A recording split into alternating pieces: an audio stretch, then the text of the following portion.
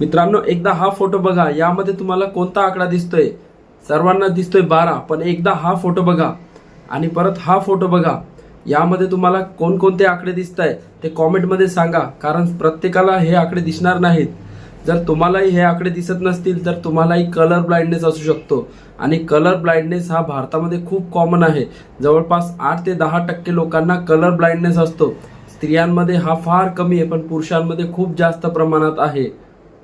आणि तुम्हालाही जर कलर ब्लाइंड यामध्ये आकडे दिसत नसतील आणि चेक करायचं असेल की आपल्याला कलर ब्लाइंडनेस वगैरे आहे की नाही, तर ही लिंक मी तुम्हाला कॉमेंटमध्ये देतो. या वेबसाईटवरती जाऊन तुम्ही स्वतःला कलर ब्लाइंडनेस आहे की नाही चेक करू शकता. भारतामध्ये मोस्ट कॉमनली रेड ग्रीन टाईपचा कलर ब्लाइंडनेस आढळतो. हा 2 प्रकारचा असू शकतो, एक तर जन्मापासून व दुसरा ॲक्वायर्ड, जन्मानंतर व्हिटॅमिनच्या डेफिशियन्सीमुळे झालेला. तर पाठवा तुमच्या मित्रांना सुद्धा ही रील आणि त्यांनाही विचारा तुम्हाला यामध्ये कोणकोणते आकडे दिसत आहेत.